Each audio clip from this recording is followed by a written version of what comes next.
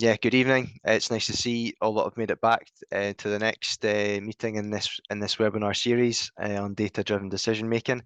If you didn't catch up the last episode, we had the Walkers talk about their system at Barnside. And the focus there was on kind of suckler cows and what we should be looking at and recording, and what was they found useful, and what tips and tricks they shared with us for making use of data to making better business decisions. Today it's more focus on finishing cattle, and delighted today to have my colleague Dr. David Bell, and guest speaker and farmer Robert Neill from Upper Nisbet, and we look forward to hearing what they have to say to us. This webinar will probably be finished within the hour. If the after my welcome slides, I'll hand over to David, and he'll go through some of the theory and what KPIs we should be thinking about, and with our finishing cattle, and then Robert will be chatting us through his farm system and what he's doing on the ground and what he's seen benefit, and what hasn't been in his experience hasn't been has been a learning curve, and we look forward to hearing what's happening there. And then the plan is that we'll have a question and answer session at the end. So rather than have it after David, we'll do it till David and Robert have both finished, and then we'll combine that. But in the meanwhile, if anything's coming to you, please put all your messages on all your comments and into the chat box. Hopefully, we're all kind of understanding how Zoom works. But if you just make your use of the tab and find the to put in your comments there, that would be great. The aim of the series, kind of on performance recording, the kind of clue was in the name and data-driven decision making. How can we use data to actually make a real impact in our day-to-day and long-term businesses, and hopefully at the end of this meeting you'll all come away with knowing what KPIs are important for a finishing business, and how you make this work and what you should be focusing on. So without further ado, I will be passing on to David, and I'm just going to stop sharing my screen and he'll take over from there. Thank you very much. Yep, thanks Jack. Okay, so everyone should be able to see my slides okay? So as Jack says, it's really about sort of data-driven decisions. So why performance record? Well, everyone should have heard the same old phrase that it's measure to manage. And again, this is really true. I mean, without measuring, we basically aren't able to manage our livestock.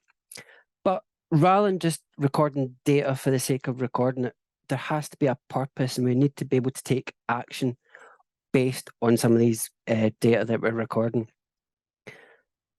Now, recording data normally just highlights the problems, and that's kind of what people tend to focus on. But what we should also think about as well is look at the strengths that our business has. I think it's very often too much the case that we focus on all the negatives and forget about all the positives. And essentially, the reason why we measure to manage is really to drive improvement for the whole farming business. So the key performance indicators, well, first of all, you really want to make sure that they're relevant to your business. Like I said, there's no point in recording data if it's got absolutely no relevance to you. It's got to be easy enough that you can practically measure it. You're able to compare, whether that be between animals, between days, between months, between years. But again, overall, what your key performance indicators should be are the sort of relevance for your business. So in terms of a finishing cattle business, I think everyone's aware that the key one would probably be daily live weight gain. But then we should maybe start and think about some of the sort of health-focused performance indicators. So morbidity rates, so how many cattle are we treating within a pen? And again, it would start to highlight if there's any sort of rising trends. Hopefully, we shouldn't have any mortalities, but again, if we start to record how many deaths we're having, it should start to see a trend and hopefully consult your vet to take action on that. If you're finishing your own cattle, quite a good one is the number of days to slaughter, to see how long it is actually taking you to finish the calves or the cattle from birth until slaughter. If you're buying in sort of store cattle or suckled calves, quite a good one to use is the number of days on farm, because essentially what we're trying to do is keep these animals on farm for the less time as possible. At the same time, we could also record like the age at slaughter. So how many months are these animals at the time of slaughter? And think about ways that we can try and reduce that. And again, if we're trying to reduce the age at slaughter, we're essentially trying to also reduce our cost of production. So essentially knowing how much your diet costs to feed each animal per day. Something else that's maybe also starting to come into play a wee bit is almost the amount of meat or the amount of carcass that we're producing a year. So maybe starting to keep a note of that and see if production is falling or rising. So how do we manage and measure? Well, there's the simplest option is just to start recording on a pen and paper. It's simple, easy enough to do, but at the same time, it's time consuming. We've got to make sure that we can keep hold of the records, that we don't lose them, they don't get destroyed. And analysis will very much be sort of manual. We could then go to the next stage and possibly put them into like a spreadsheet. Again, has the flexibility to set it up however you want and also to carry out some simple analysis. But the kind of disadvantage of that is that there's some sort of level of computing skills needed, and that you also probably have to set up these calculations manually yourself. The last one is basically using some farm management software, and this can be really good because it can be integrated with electronic ID if you have that, and some of the calculations such as daily live weight gain can be preset. But again, there's that initial cost of setting up the software, and again, the sort of level of computer skills that's kind of needed. This is by no means a sales plug, but there's some tools out there that are currently possibly being used in finishing cattle. One of these is the Ritchie Beef Monitor Unit. Now again, this records the animal every time it visits the water trough in this case. And again, it saves all the handling costs and maybe reduces the stress on the animal a wee bit. But on the negative side, you've got to think about that initial cost of investment on buying that unit, but also think about how much data is coming off that machine. If it's something, if data maybe isn't your bag, then it's maybe something that maybe should be put on the back burner. Again, a lot of these tools, it can be quite overwhelming, the amount of data that gets generated by some of these systems. So again, if you are thinking about investing in technology, just think about how much information you're actually going to use. So very briefly, in summary, key performance indicators. So performance recording, it identifies your areas for improvement, but at the same time, it also identifies the areas of strength for your business. And again, like I've emphasized, that's possibly something that's often overlooked. And again, you want them to be easy to measure and essentially comparable between animals or months or years. And that's me.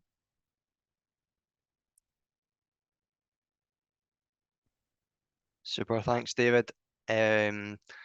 Robert, are you able to share your screen, and we'll just let you chat through now of this in practice and what it is you're doing. So I'll hand over to you now. Robert doesn't need any introduction, but I'll let him introduce himself and what the family are doing at Upper Nisbet. On you go, Robert. Floor is yours. Thanks, Jack. Welcome to everybody to this webinar tonight. Robert Neill. We farm Upper Nisbet Farm in the Scottish Borders, halfway between Kelso and Jedburgh. We're on a tenanted holding. Oh, we will go to the next slide. Yeah, we're unloading estates. We're a tenanted farm. We've been here for 23 years now. When we initially came, we had 840 acres. And now at the moment we're just over 1,700 acres, all ring fenced with one landlord. That's incorporating 3 holdings on the farm now. And what the latest farm's on a short duration tenancy, and the majority of it is on a modern long duration tenancy now. So I farm here with my wife Jacqueline, who is my partnership arrangement with her. 2 boys. Andrew's full-time now on the farm, who's 23. Son Harry is 21. He's currently working in Canada for the summer on a contracting big farms and ranches out there. I think he's planning to be back middle of November. So 2 full-time members of staff, which have been with us a long time. Andrew started 3 years ago when he finished uni. So today we have 350 suckler cows with all the progeny finished on farm, on homegrown cereals and fodder. 1,000 acres of cereals with winter barley for livestock production, and the rest of it, the biggest half is spring barley, which is seed malting, but unfortunately this year we didn't have any malting, so we have got a massive heap of feed in store, and wheat is distilling feed. The cows are mostly limb Friesians, so we as a family are in a fortunate position. I was brought up on a dairy farm in North Northumberland, and my brother Tom still runs and works that farm, and he's 350 British Friesian dairy cows with no Holstein genetics in the blood there. So I supply him some Limousin bulls, and he bulls all his replacement heifers with the Limousin. So in turn, I purchase back black Limmy bulling heifers for our suckler cow enterprise on the farm. We try and sell 52 weeks of the year, and I suppose that's a bit like cash flow, keeping money in the bank, and I suppose that keeps us sustainable. And sustainability is a bit of a buzzword, but number 1 criteria is having money in the bank account to be sustainable. So yeah, we sell 52 weeks of the year, but again, back to the dairy farm, being brought up in a dairy farm and having a milk check coming in every month. I like to have money coming in every week to pay bills, obviously. So yeah, that's the ethos of what we try to do. Most of the cows, all the cows calve in the spring, from 1st of April to the end of May, so an 8-week calving period for the cows. We calve a few heifers in the spring as well, and they would start on the 15th of March, and they get a 6-week period, so they're finished by the end of April. And then we'll calve another batch of heifers. At the moment, they're just finishing. We're down to 4. They're supposed to be finished this week. So we had 40 heifers there calved just now. Because my brother's calving dairy cows all the year round, so he's got calves coming all the year round. With just calving in the spring, they were either getting too old or too young. So by calving these 40 in October, it means that we're getting them all calving at the correct age. And for me, that's 24 months to 30 months, the period that we try to get these first heifers calving. So I suppose the whole process starts here. A live calf, obviously. If you haven't got a live calf, you've nothing to work with, but we do get dead ones, like everybody. Yeah, and with us selling 52 weeks of the year, finishing all the progeny, I like to follow the whole progeny from conception to plate. That's what I look at. And whether that's looking at the cows, the performance of the cows, or the performance of the bulls, I can marry the whole lot together and have a look and see if there's bulls that are not doing the job, if there's cows not doing the job, they go. But you need a starting point, and at that starting point, a live calf. And the next thing we do is we don't weigh all calves, but we've got a little calf platform in the calving pens with a JR 5000 weigh head. And we'll weigh small ones, we'll weigh some big ones, and sometimes we'll have a bit bet to see who can get the closest weight, just to make it interesting. This one was 49.5 kilos, which is one of the larger ones. But on average, we're probably 40 to 42 kilos calves being born. So the computer program is set at 40 kilos unless I go and manually change that. So cows, as I said, black limb Friesian cows are the mainstay of the herd. We do keep some replacements ourselves. We've got an Angus bull running. We'll keep some 3/4 bred ones. But if my brother could produce 350 of these, this is what we'd have, nothing else. Because they've been pale reared, great temperament, and they're not massive cows. They'll be 650 to 700 kilos. And they milk well. Yeah, and temperament for me is a massive factor. I hate working with temperamental cattle. It reduces the, a wild animal never thrives. Finishing animals that are wild, always standing in the back of the pen, daily live weight gains are not brilliant on those. So with having 1,000 acres of cereals, we've got 1,000 acres of straw, obviously. So most of the time, sheds are full all winter, all unbedded yards. In turn, we're trying to make as much dung as possible to go back into the arable enterprise.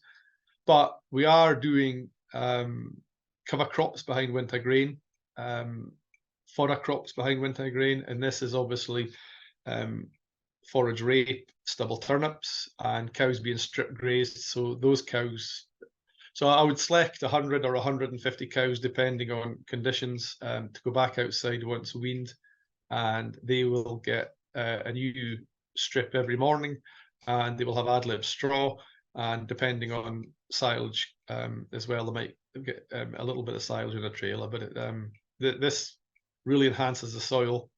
It's a cheap way of wintering cows, but we have all the cows will come inside for calving. So again, with all the grain on farm, we have a 3,000 ton grain store, so we can store all the grain at harvest and being self-sufficient. With a 16 ton superior bruiser, which processes all the grain. I share that with my brothers. So it goes between the two businesses. I own 50% of that. We do a bit of alpha treated grain, straight off the combine. 18–19% is the ideal moisture for that. So it's a urea-based enzyme. It raises the pH from 4.5 to about 9. It raises the protein depending on your starting point. So if you were starting at 11, it would probably put your protein content up to 14 or 15. And it's a really nice feed. Health benefits are there's no dust, acidiosis, rumen health, gut health, all these types of things. For finishing ad lib cereals, it helps, and we use it in calf treats as well.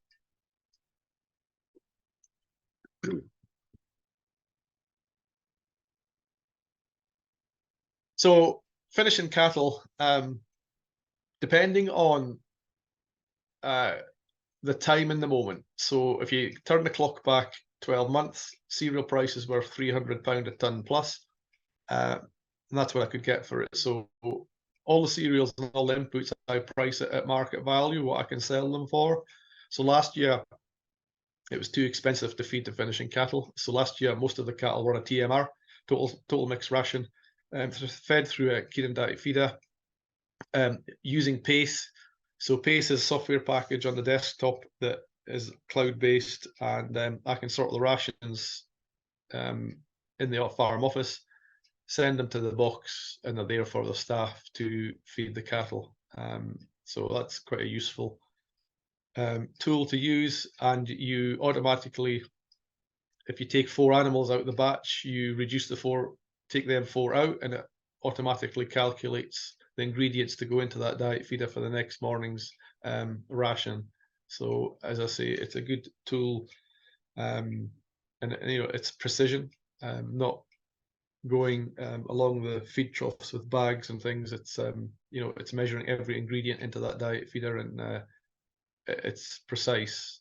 with the costs that we are facing today, we cannot afford to waste grub, and we need to know that it's doing the job for us.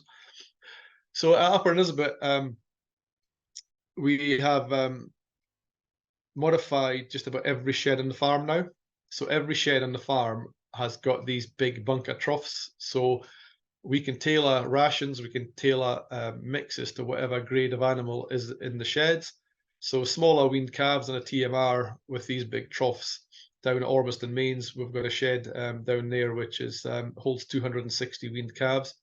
We feed that every second day. So the time saving man hours for feeding these cattle is immense when you have the infrastructure in place. But putting the infrastructure in place hasn't been cheap. It has been quite an expensive process, but I think the payback will pay dividends going forward. 20 minutes feeds 260 calves, and they get bedded once a week. So it's quite an easy process to do that and keep costs at a minimum.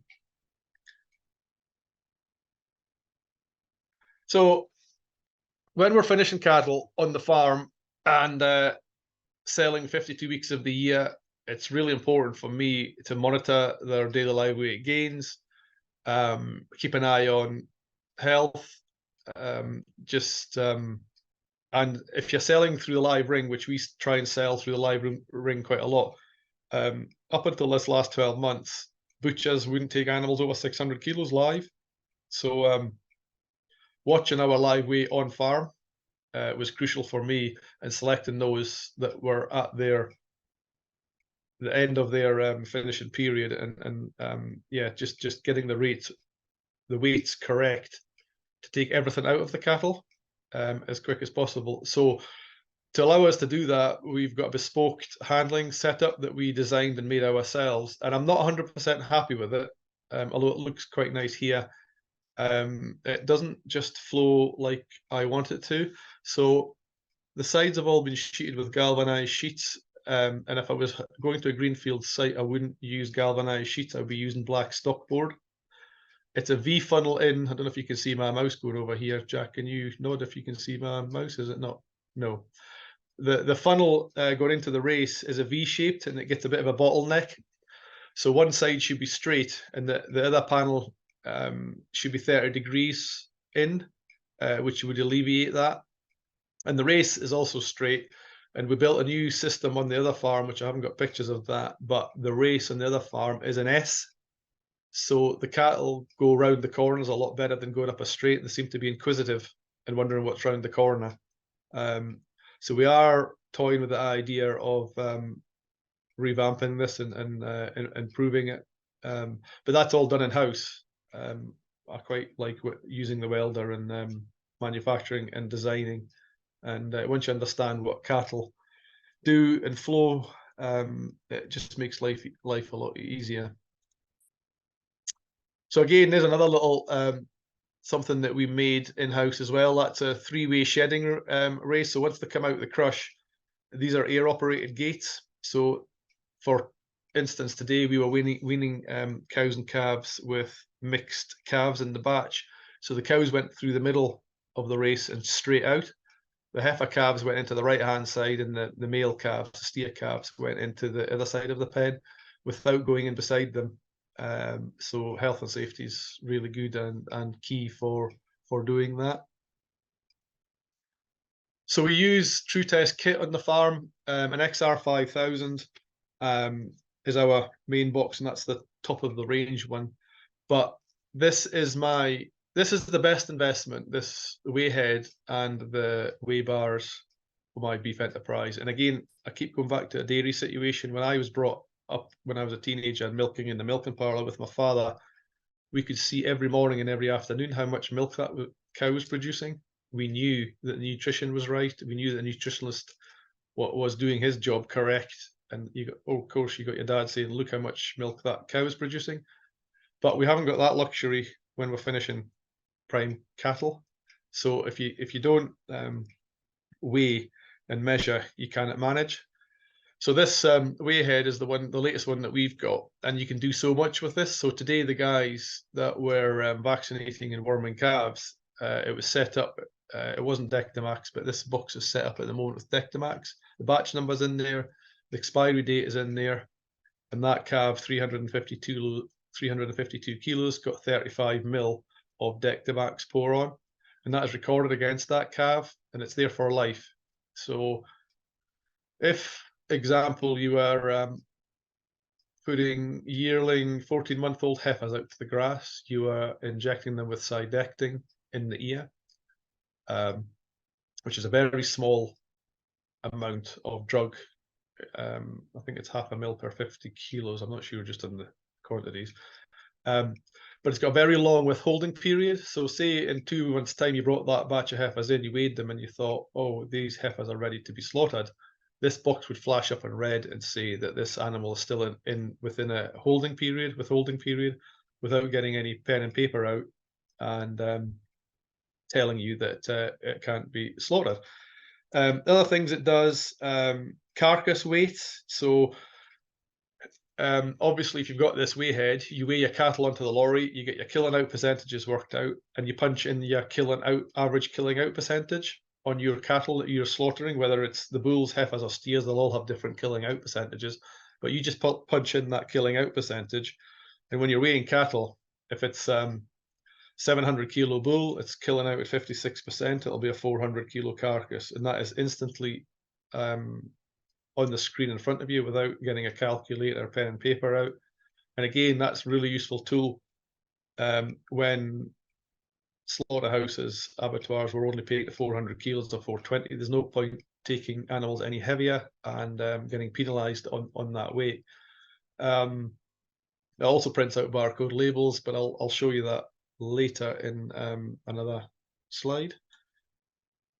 And again, obviously, weighhead, then all of our animals are electronically tagged.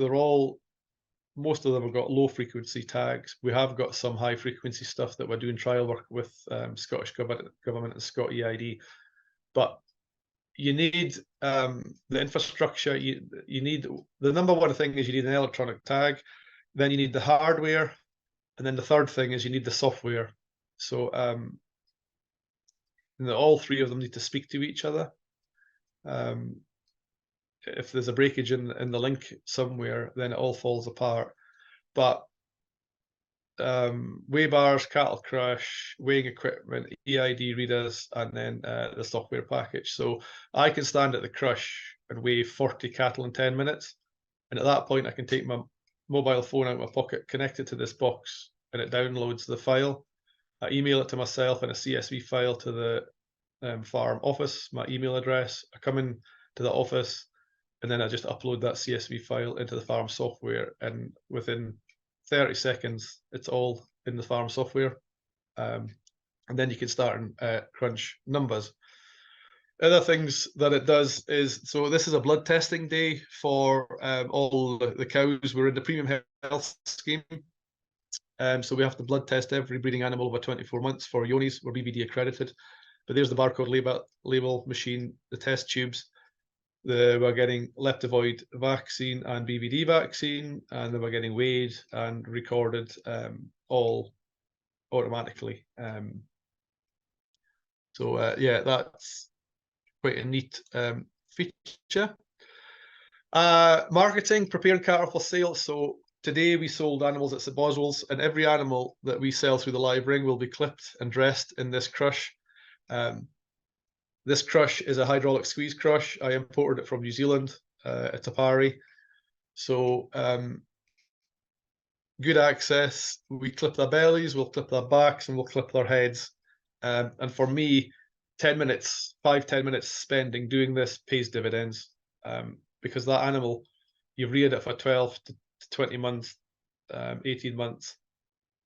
You get 20 seconds to sell that animal in the live ring, and when it hits that live ring, I want all those butchers around that ring or buyers to say, I want to buy that animal. And it's just about being professional in what we do. You don't go into a supermarket or you don't go into a butcher's shop and see sloppy presentations. on the counters. So it's just about being professional and presenting your livestock in the most presentable way possible. And it's just something I'm passionate about, and you know, being professional about it. But we've got the infrastructure, we've got the facilities to do this. You know, a head scoop there for holding their heads while they clip it, so it's not flinging its head about and hitting you in the chin. The squeeze element of the crush holds them tight so they don't kick, they don't jump about. Clipping the bellies is easy. So you know, it's quite a pleasure just doing the last finishing touches to these animals before you send them to slaughter. And then hopefully after 15, 16, 17 months, that's the type of animals you've got ready to go to the local market or go to the slaughterhouse direct to slaughter, wherever you sell them. So as I said, 52 weeks of the year I like to sell. We weigh on a regular basis. We've been weaning today. So today, in round figures, we were at the 200-day weaning weight. And that's a really important weight for us because that informs us how well that cow's milked, how well she's fed that calf, and got it to that weight for today. Cattle sales. So I'm going to thrash some figures out here. So 2023, 1st of January 23 until today, because I sold 6 at St. Boswell's this morning, just at lunchtime. So today, my steers for this year are averaging 670 kilos live, 1,926, £2.87 per kilo. And they've averaged 1.21 kilos a day from birth. Heifers were at 587, 1682, 286, and they're just about the same. They're a bit lighter kilos per day. The bulls, these are all Aberdeen Angus bulls, and they're all gone for 2023. So the bulls, there was 75 of them sold in April, May. They were 722.98 kilos live, leaving the farm. So that was straight out of the shed and weighed and onto the lorry. They came back 405 kilos, 0.17 dead. That worked out 56.05 killing out percentage. They grossed £2,033.98, but there's still costs to come off that figure. That's what they paid. And that worked out at £5 and 2 pence per kilo. And the bulls averaged 400 days on the farm with a daily live weight gain of 1.7 from birth to slaughter. And they would be, in their finishing period, they would be doing about 2 kilos at the end, just before they were slaughtered. But they had a massive cost. So it was high input, high output here with these bulls. So when they go into ad lib cereal, so when the bulls are weaned this week at the moment, they'll stay on the creep feed that they're fed at the moment. And then up until New Year, they'll stay on that creep feed. And then from New Year till slaughter, we'll change them over into a finishing ration. So the protein content of that ration will decrease, energy will rise. But if they finish, they're probably taking about, the last month on farm, they're taking 12 kilos of concentrate of feed per day, which works out at £3. So last year's figures, that worked out at £3 a day to feed each bull, and that was putting the cost of the feed at £250 a tonne. So that cost £1.66 to put on a kilo of live weight gain at 250. But if you reduced the intake prior to that at 10 kilos, it brought it down to £2.50 a day, and it was £1.38 a kilo live weight gain for that.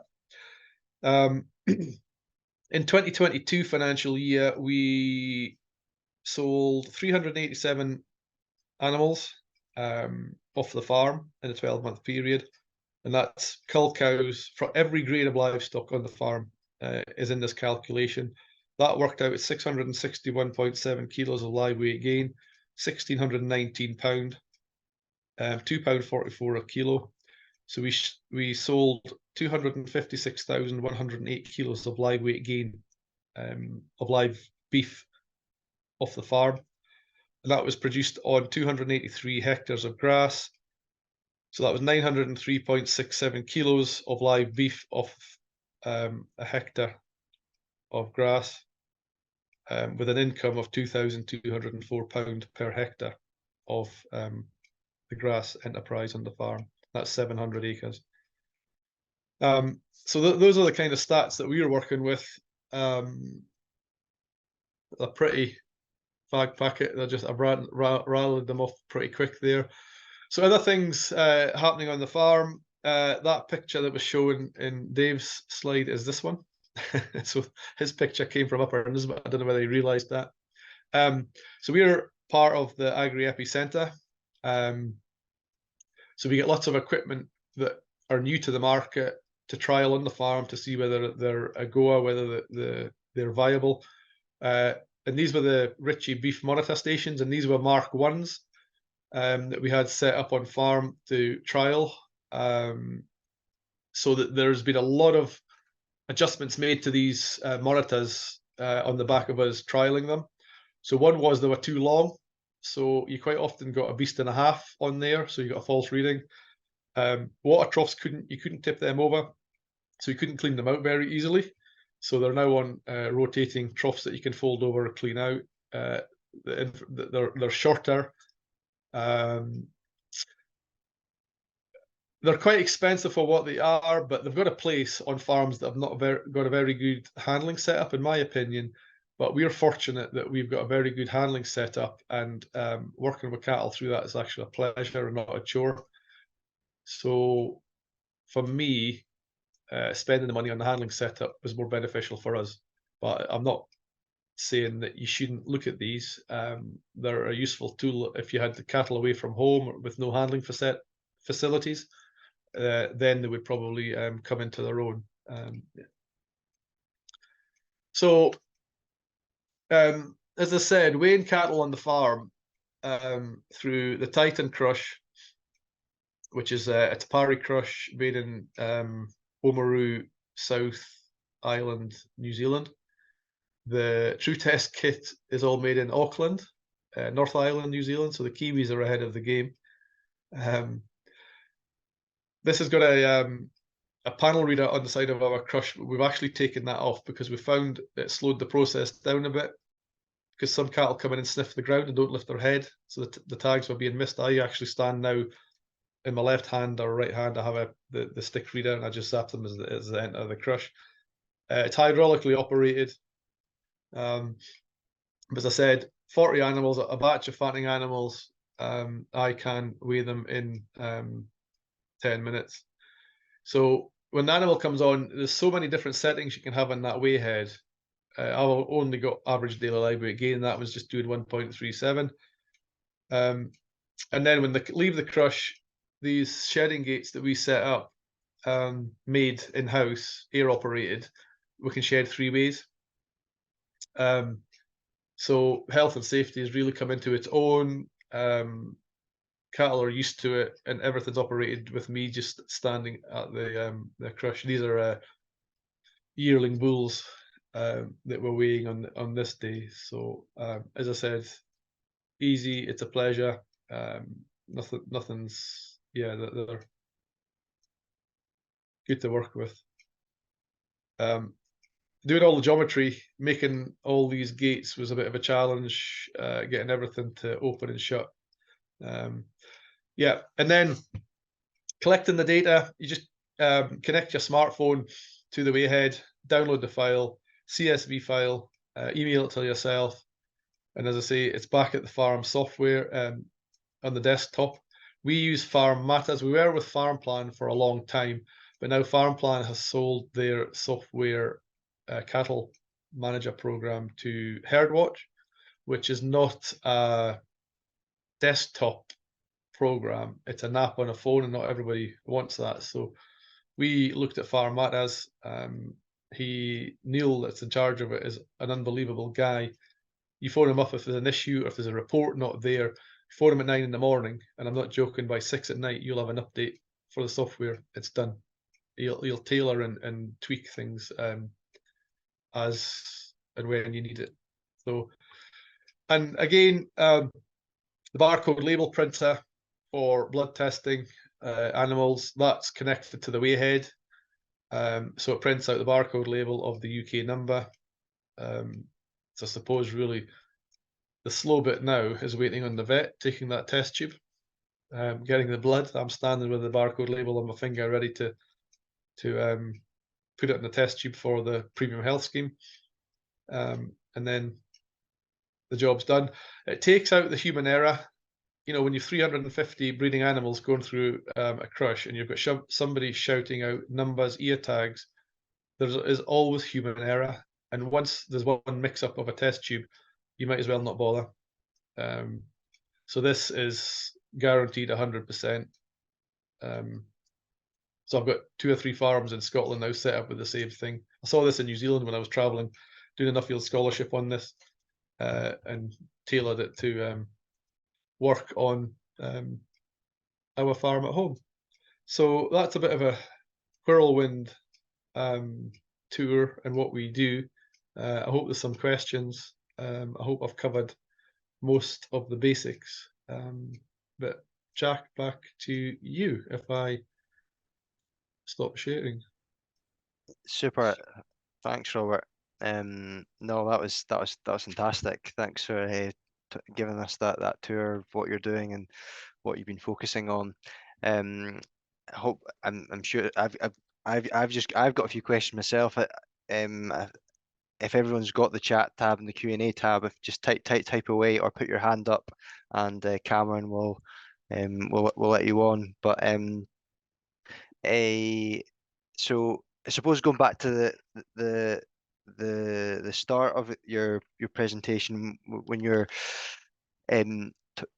taking everything homegrown, so you're not buying in steers, all your buying in stores, everything's finished on farm. Are you looking at kind of feed conversion ratios at all? You know, you've obviously got a lot of data here, and are you looking back to can you see like what animals have been needing 5 kilos to make a kilo of meat, or do it needing 7? Do you have that kind of KPI? Or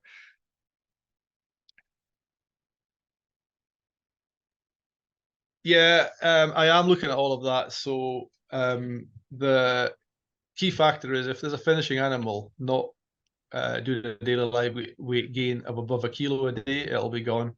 Right. Obviously, the older, I mean, I don't need to tell you this probably, but the older the animal gets, the daily live weight gain slows down. They need more food to convert to put beef on, and they need more food for body condition and heat and all the rest of it. So the best performing animals on our farm are the bulls at 13 months, and it's those young animals that can really motor like a Ferrari, to be honest. So yeah, looking at data, looking at daily live weight gains, but if you didn't have the weigh-in, the weigh bars, the weigh head, none of that would be possible. And it's so simple and so easy to do.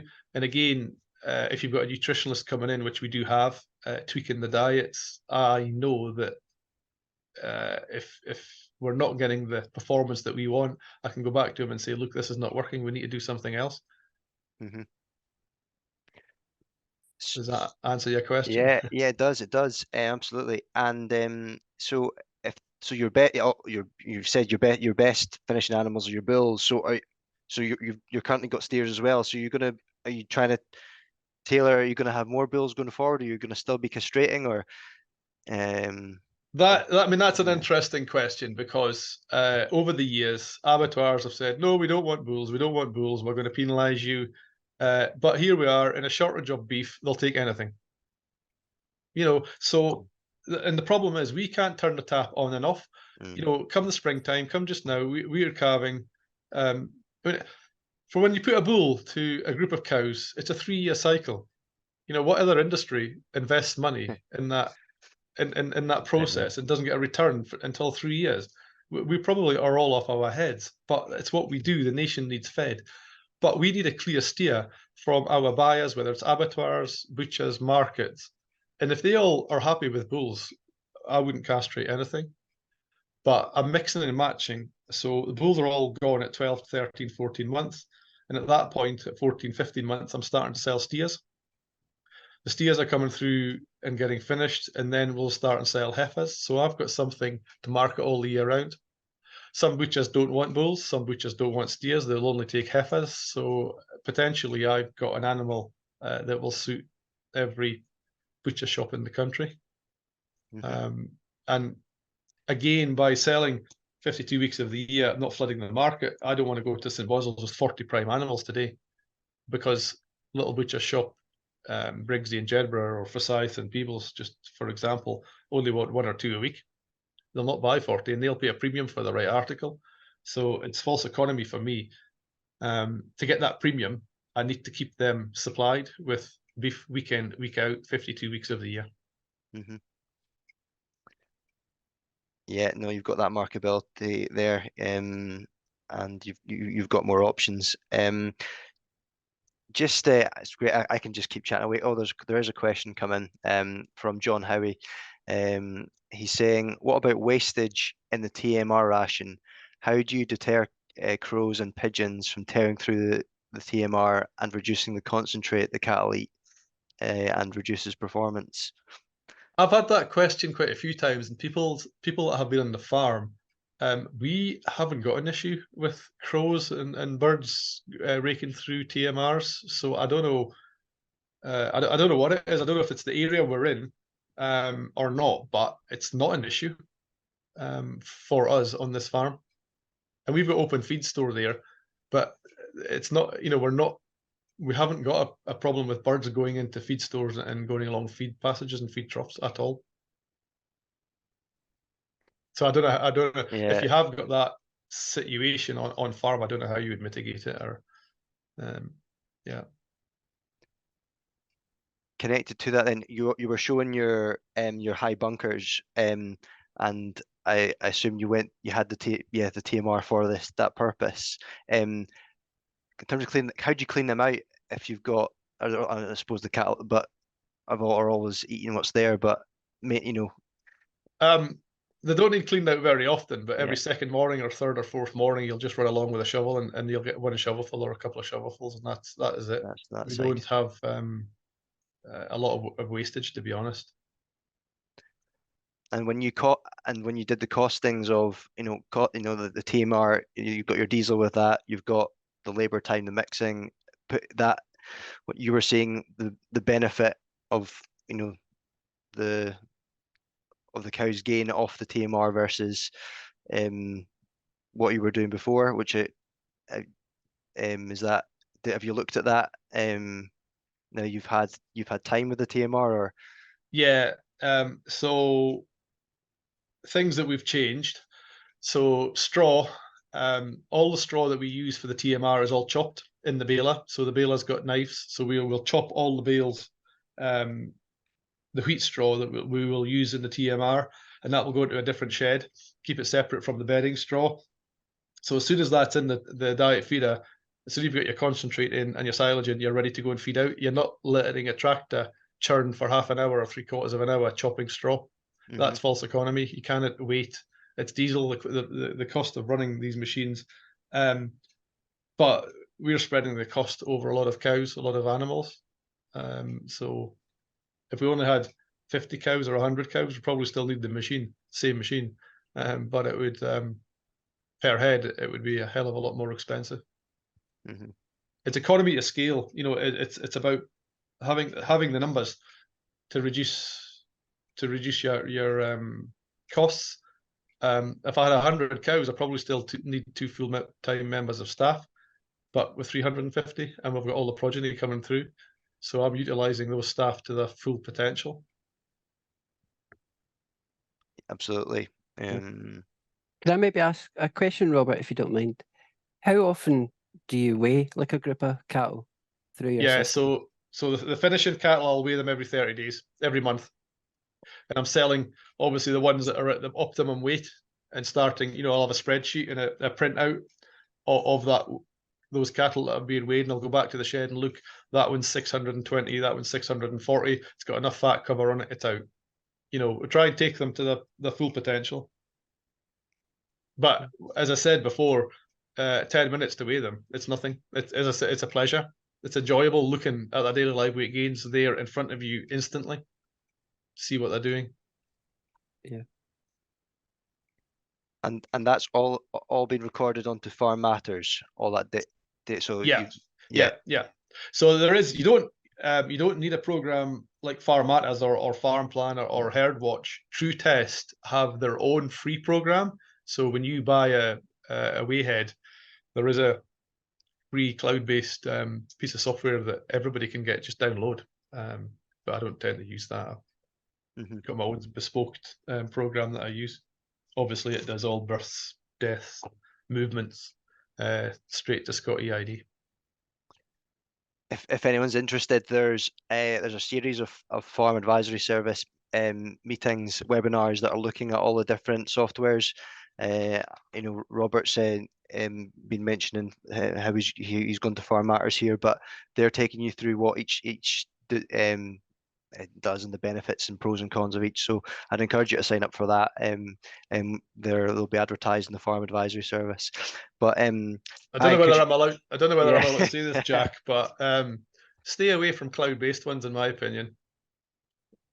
Everything's becoming cloud-based now, isn't it? I know that. I'm a bit worried, and that's probably why it's never stopped raining, because the clouds are getting full. But if you fall out with that software provider and it's cloud-based, who owns that data? Who's got that data? If you've got it on your desktop, it's yours. You own it, and nobody else can get it. I'm just a bit worried about all this cloud data. Yeah, all stored in China in a big warehouse. Yeah. Yeah. But aye, some programs you don't have a choice. But yeah, yeah, no, that's I can understand that completely. A question just coming in on your silage. So, you're testing for silage quality. How many cuts are you doing? You got any whole crop in there? 2 cuts to silage. We share a self-propelled chopper with my brothers down at the dairy farm. So they do the dairy cow silage first, and they'll come straight here. And then again, second cut, they'll do theirs first and then come straight here. So 2 cuts. And this year, for the first time, I had a little bit of whole crop, which was sandwiched in the middle. So we're not at it yet. And the reason we had some whole crop is we're busy reclaiming a lot of old ground that has never been reclaimed, lifting stones. So we're growing kale on it, strip grazing kale with the autumn calving heifers.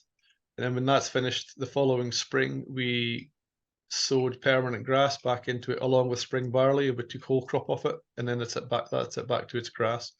So it was just a little bit of a trial putting that in there. And yeah, you have to get the analysis and know what you're working with. And we do not feed any concentrate to cows on this farm. Concentrate barley is too expensive for the suckler cows, so they only get good quality silage and straw. And hopefully, if you make very good quality silage, we've got plenty of straw, we can dilute it down for cows for condition.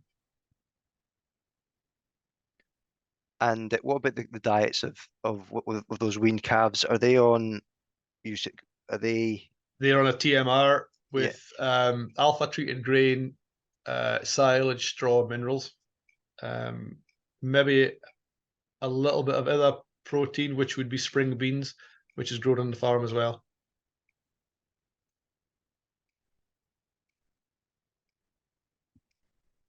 So you managed to harvest your beans before this wet weather, yeah. Yeah. Yeah, that's good. So there's a question here on your kind of main protein source. So is it your alpha treated grain? Is it are you soya? Is it let's go for finishing cattle here then on the finishing ration, but then you're reducing your protein for that. So I suppose it's for the creep fed, it's the alpha treated stuff, yeah. Yeah, so calf creeps would be alpha treated barley, some oats. We will buy 1 load of beet pulp pellets per year, and then beans or dark grains, depending on what's available, and some pot ale syrup. So the calf creeps also get chopped straw in as well.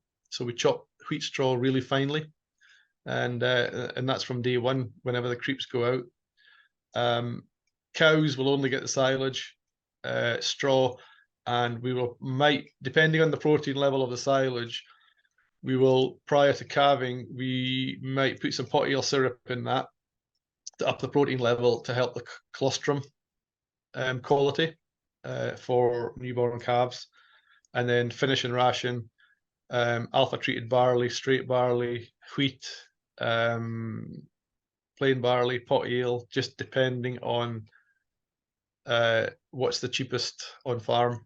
If the wheat's at £300 a ton, I'll sell that and I'll feed barley. Vice versa, you know, it's this year we combined 1,000 acre of grain and not a drop of grain left the farm. All the malting barley failed its grade, so we've got a lot of feed quality barley in store at the moment. And there's a question here from Michael about on the oats, are they fed whole or bruised? No, I suppose yeah, everything's bruised. We don't feed anything yeah, all whole. grains. Yeah. Yeah. Good. No, keep these questions coming. This is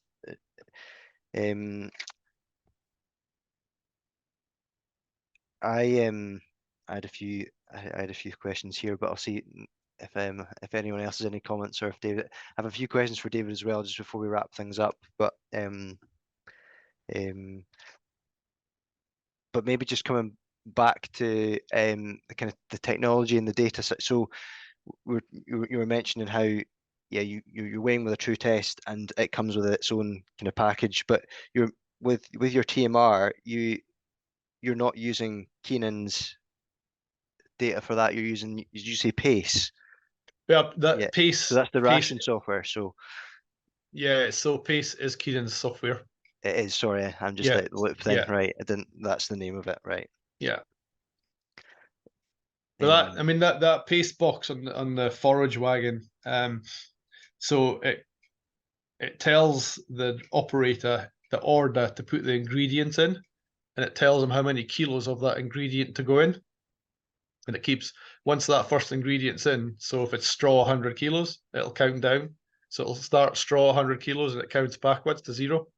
Once that's in, it'll go to silage, 1,000 kilos, and it'll count backwards to 0. Once that's in, if you're putting concentrate in and putting in maybe pot ale syrup in, so all, and then at the finish, it'll jump to its total mixture. And then you can split that between 4 sheds, for example. So it'll go shed 1 has to get 250 kilos. Shed 2 could be 400 kilos. Shed 3, 100 kilos, and the balance into shed 4.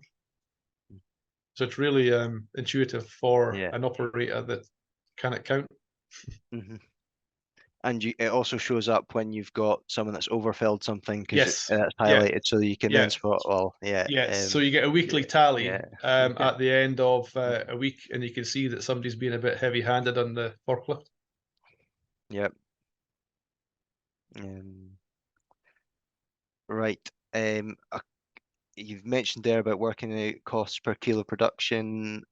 John Pringle's put, what age do you put creep feeders out?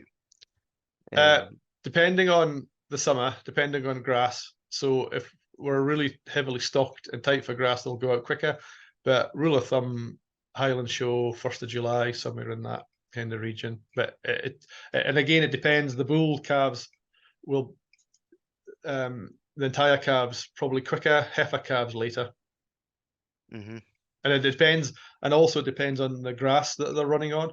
If it's young, reseeded, rotational grass, they probably don't, the creeps don't need to go out as quick. But if it's old permanent grass that's not as hasn't got the nutritional value of the young grass, again, those batches will get a creep a bit quicker.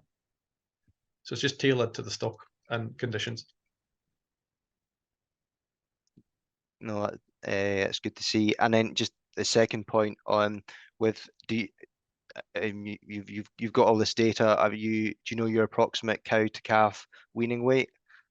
Are you 50%? Are you 45? Yeah, we're 40, probably about 47, 48, somewhere in that good figure.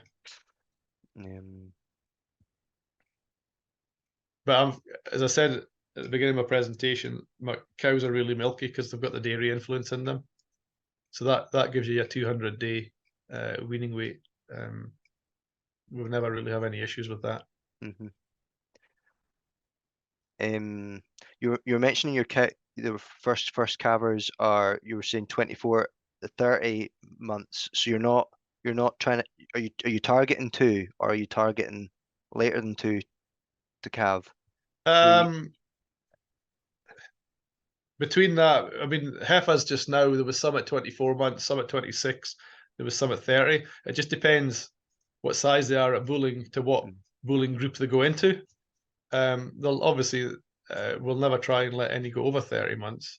But if I was only calving in one period a year, we would have to have everything, calving 22, 24 months or 36 months, and which is too old. So it's just mixing and matching and making sure they're the right size at the right age to give birth, because it's not the first calf they'll have, it's getting them back in calf again. Yeah, Them, that's Andrew's question just coming in there. When the heifer's so just make sure that the heifers all run in the same cohort batch. Don't mix them with cows, don't mix them with second calves, and make sure that the heifers are going onto the young rotational grass and just be good to them. Yeah, they need that extra TLC. And unfortunately, we've all probably got it at the moment. The wet weather's just playing havoc at the moment. Yeah, we go for it with everything. Yeah. Yep. Great. It was good. You were mentioning just to finalize the technology. It's great to see your weighing system that you've created, and interesting. You were giving your comments on the Ritchie, and your experience with that being an agri-epi farm. So it's like all technology. It's got to work within the system, but it's definitely you've got to cost out the initial, because we still 6,500 for one of these machines. Yep. Yeah, probably a bit more. I'm not too sure, but if you spend 6,500 on your handling setup, you can get quite a lot of gates manufacturer made. But we make all our own gates in house. So that helps. But I mean, I'm using True Test kit, but there is Gallagher kit. There's lots of other different types of kit, weigh bars. I'm not saying True Test the best, but it's probably the most commonly used within the industry. So yeah, good to see you weighing those calves at birth as well properly. Yeah, so but interesting, they're still, you're saying the average 40, you're putting in 42 kilos. So but when I never did David a proper introduction, so David's has come over to consulting. David's has a lot of experience with calves, and has done a vast amount of research on them. And yes, apologies, David. I should have given you a better introduction, but no, that's all right. But you've got quite a good experience of working with the Ritchie. I've got more, probably not from a practical sense, but maybe more from seeing what's coming off. I know that Ritchie have been trying to develop their user portal quite a lot to try and get more meaningful data from it. So rather than like farmers like Robert having to sift through loads and loads of like raw data, so it produces things like daily live weight gain almost instantly over like a 7 or 28-day period. So yeah, I mean, I think they know themselves that farmers don't want to sit there and sift through. They want the answer just straight away so they can make the decisions. Yeah, it's easy to have data overload, and it just that can be that's an output, I do think, to a lot of the performance recording, that there's so many but then coming back to where you started us off with, then so for finishing cattle, your top 3 kind of performance recordings. So we've got, what have we got? Daily live weight gains. Yeah. I think that would be your number one, your One. daily life weight gains. The second one would be your cost of production, so like your cost of your diet fed per day, like Robert was mentioning. And third, I would probably say would be like the number of days, whether that be number of days to slaughter if you're rearing from birth until finishing, or number of days on farm if you're buying in store cattle or suckle calves. Yep, no, definitely in full agreement there.